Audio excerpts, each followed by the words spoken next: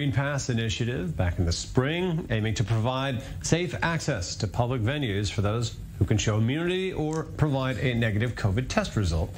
Now a handful of countries in Europe, including the UK, Italy, and France, are looking to implement their own Green Pass systems, but not without some controversy and public pushback. We're joined by journalist Peter Humi in Paris here. Thanks for being with us here. What is the status of the outbreak there in France? Is it the vaccination rate or a high level of recoveries now? Have they reached a level to allow for the Green Pass? Yes. Good morning, David. The incidence of COVID are maintaining at around between 20 to 25,000 a day. It does go up and down.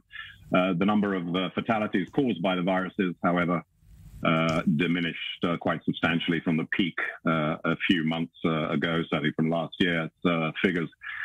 So as of this morning, if you want to go into your favorite cafe or bar and have your coffee and croissant, you'll need to show your health pass, as it's known here.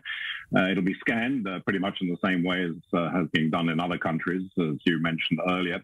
Now, not a lot of people are arguing against it, but there has been several demonstrations which attracted up to 200,000 people this past weekend, of those that say it's an infringement on their freedoms. But nevertheless, it has been pushed through. And as of this morning, any public place will require that your QR code showing that you have had a vaccination or at least have had some sort of PRC test and you are clear of COVID will need to be shown. And that's in effect until mid-November. Of course, it could be extended depending on what happens with the rate of the virus. And then there's also the travel situation where anybody taking a journey by bus, train or plane over a certain distance will also need to show the QR code, again, falling pretty much in line with what is happening in other European countries. However, schools and universities, the kids and students going to those beginning of September will not need to show the pass, but it will become necessary for teenagers and kids as young as 12 if they go to theaters or restaurants, bars, just like their parents or other adults. David.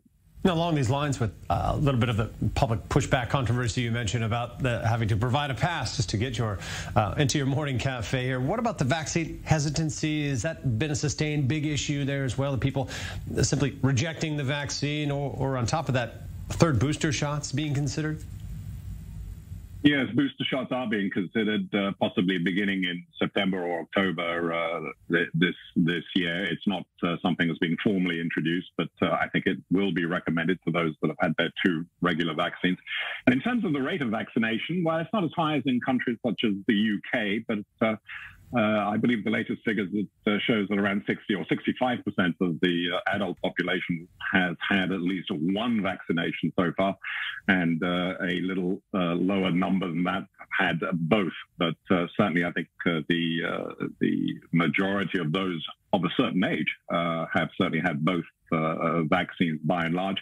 And the demonstrations that we saw against the health pass, many of those out in the streets were also those who are against vaccination, and the government simply replies, well, it's a freedom that is not really being infringed. It's the freedom for the rest of the population that wants to have the vaccine, that has had the vaccine, a freedom for them not to be contagious, affected contagiously by the virus, of course. So it's a two-way street. Certainly.